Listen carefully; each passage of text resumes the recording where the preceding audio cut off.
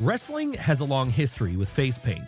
Yes, given the theatricality of the sport, it's always been a thing that certain performers will don the paint in order to either tell us something about their character or just to look cool.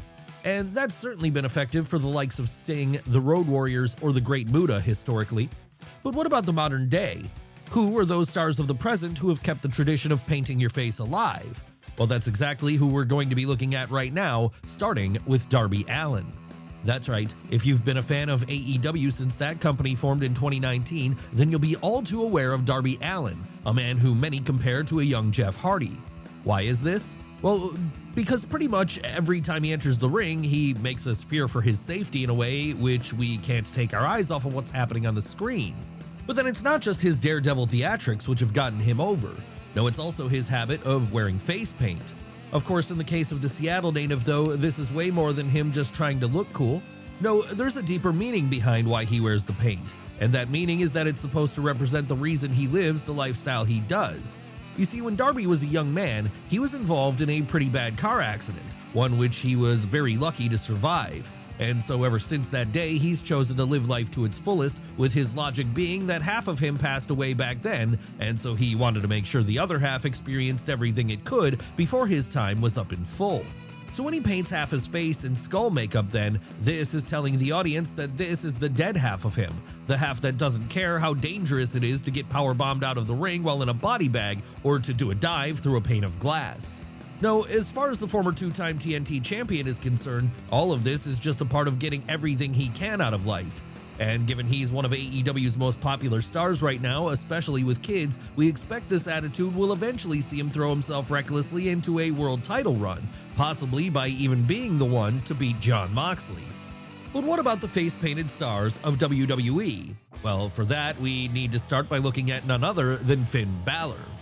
Now, we should specify that we're not talking about Finn Balor all the time here. No, for the most part, he actually performs without makeup, especially these days when he's playing the role of the Prince in the Judgment Day.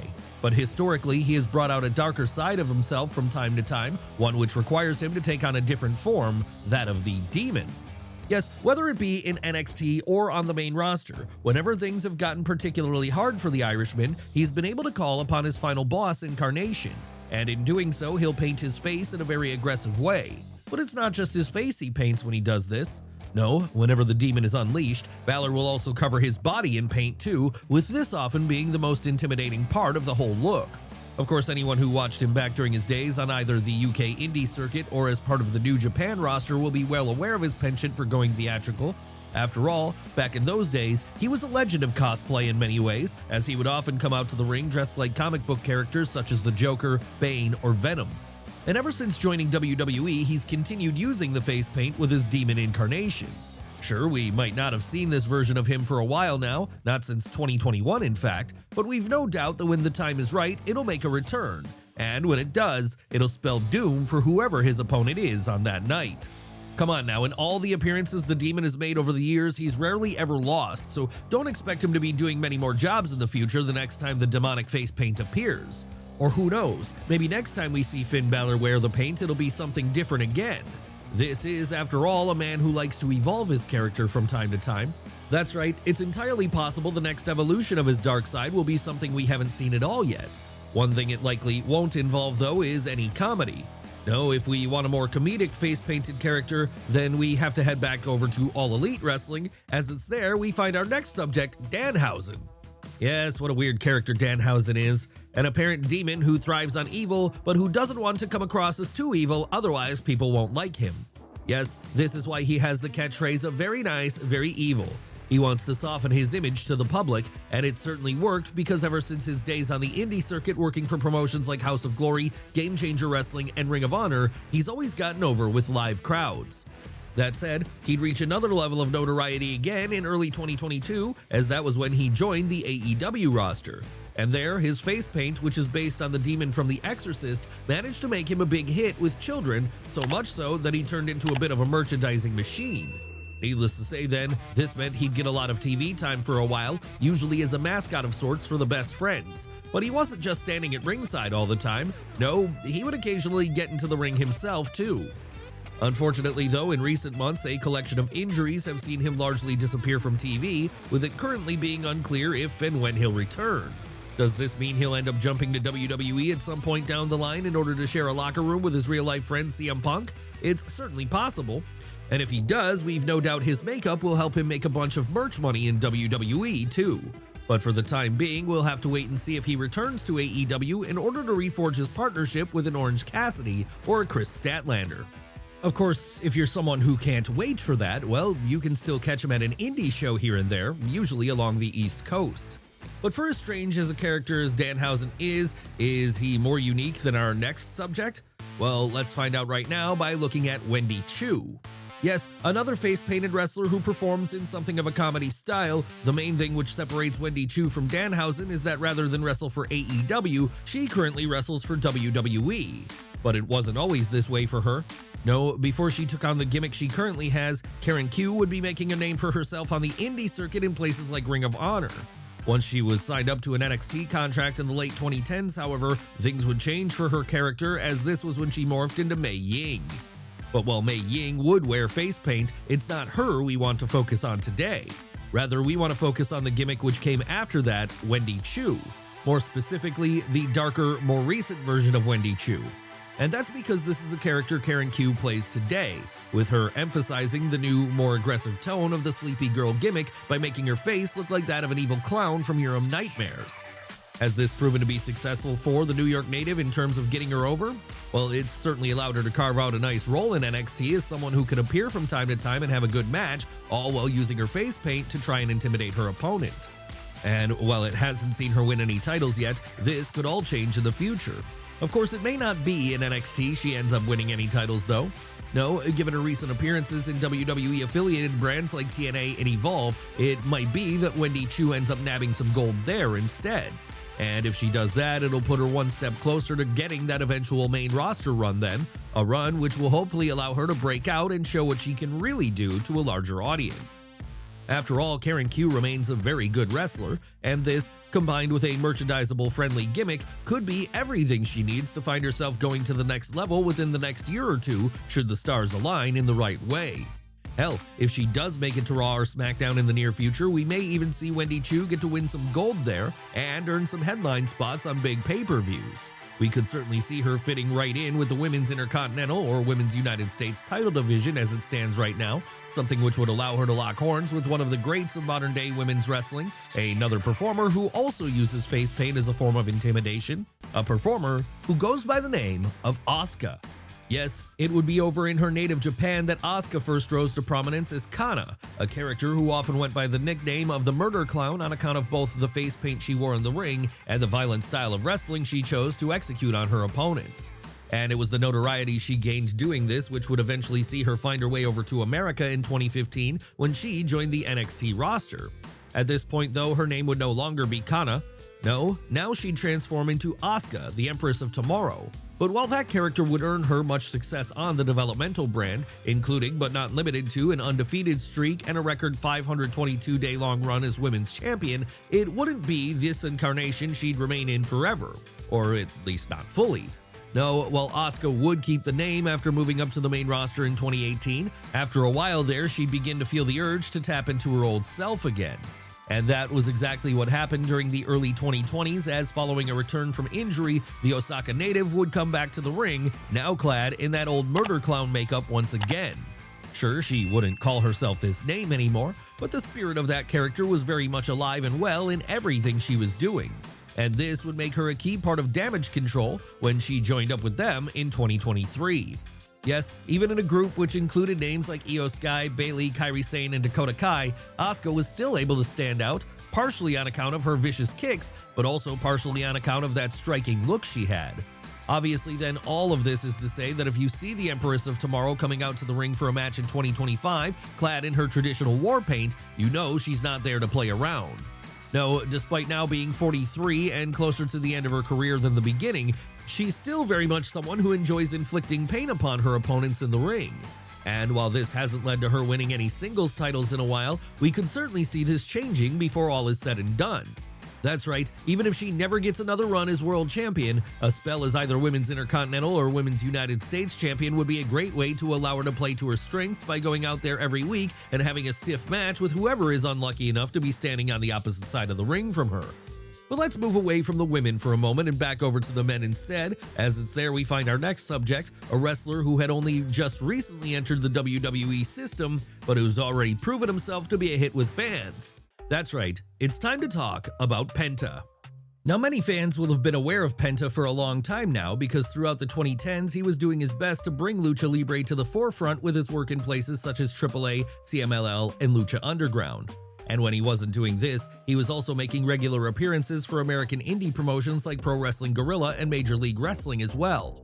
And while he would wear a traditional lucha mask while he was performing in these places, he'd also have face paint on underneath that too, meaning he really was going whole hog when it came to trying to get into his opponent's heads.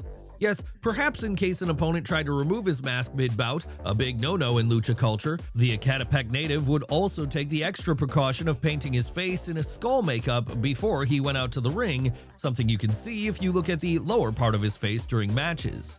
And that was a tradition he would keep up even after he and his brother Ray Phoenix became Day One members of All Elite Wrestling's roster in 2019. Obviously then, given how spectacular their style was and how well they meshed with other teams like the Young Bucks, SCU, or Private Party, the Lucha Bros would find themselves much success during the 5 years they were there, with them at one point even becoming tag team champions after besting Matt and Nick Jackson in a great cage match at All Out 2021. And after his time there was over, he'd head over to WWE in early 2025 to embark on a singles run. How have things gone for him since he's done this? Great thus far, as the combination of his mask and his face paint have made him a hit with fans, with this also having the knock-on effect of making him a ton of money in merchandise sales. But it's not just his look which has seen Penta make a splash in WWE. No, his in-ring style has also proven to be a hit with audiences, and that has led to him finally getting that singles push over on Raw. Sure, we have no doubt that he'll end up teaming with his brother again eventually, someone who currently wrestles on the SmackDown brand, but for the time being, the Mexican star seems happy to do his thing as a solo act and go after the Intercontinental title. And who knows, with WWE having recently purchased AAA, it might mean we see Penta make a return to Mexico at some point down the line to have a match with a performer such as El Hijo del Vikingo. One person we probably won't be seeing in AAA anytime soon, though, will be our next subject, another recent WWE signing who hails from Chile and who also likes to don a little bit of face paint during matches, the one, the only, Stephanie Vaquer. That's right, if you've been watching NXT recently, then you'll be aware of the recent breakout star of the women's division there, Stephanie Vaquer. And while she doesn't wear a huge amount of face paint as part of her act, she certainly always has a little on to complete her look. However, she's not someone who needs to wear much in the way of face paint in order to get her point across anyway. No, she can mostly do this with her actions. What do those actions involve?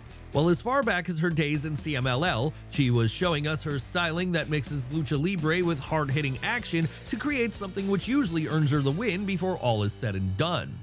Obviously then, given how standout she was here, it didn't take long for WWE to offer her a contract, and that would lead to Stephanie joining the NXT roster soon thereafter. How has the Chilean face-painted star been doing on the developmental brand since this point? Very well, as it happens. In fact, after only a few months there, she's already become a one-time Women's North American Champion and a one-time NXT Women's Champion, with the latter belt still being in her possession as of the time of this video's recording. Really then, it's just a matter of time until she gets called up to the main roster, and when she does, we expect to see her succeeding in a big way there too. Come on now, who doesn't want to see her lock horns with an Io Sky or a Lyra Valkyria? And who wouldn't want to find out what happens when she has round 2 with Julia? But let's move away from Booker T's favorite wrestler for now, and over to another face-painted woman who's making a name for herself on the current-day WWE roster, a woman who's recently been introduced to WWE fans as Zarya. Of course, before she was Zarya though, Darby Allin went by the name of Delta in her native Australia. And it was in Australia that between 2020 and 2024, she set about making a name for herself on the independent circuit there, not just with her power move-laden in-ring style, but also with her face paint, which made her look like a character ripped straight out of Mad Max Fury Road. As you would expect then, when WWE were over in the land down under for Elimination Chamber in February of 2024, they'd take notice when they got a chance to see the Adelaide native do her thing in person. and that would lead to her getting a contract offer to join the NXT brand soon thereafter. Yes, while she might not have had the pedigree of a Julia or a Stephanie Vaquer, the other two big additions to the NXT women's division during this year, Delta would certainly have a presence about her nevertheless. And that presence was on full display as soon as she made her debut on October 22nd, with her by then going by the new name of Zarya. How has Zarya fared since this debut? Well, while she's still finding her footing on the brand, partially because she remains a rookie in many ways, there have been early signs of promise, mostly while she's been working as a part of an odd couple tag team with Sol Ruca. But then perhaps it shouldn't be a surprise that this pairing has gotten over with the NXT audience as the sight of an Australian muscle girl who doesn't speak much and a Californian surfer girl trying to make friends has been something to witness. And it's only helped to add more character to Zarya's game, characters she'll need when she eventually gets her inevitable main roster call-up.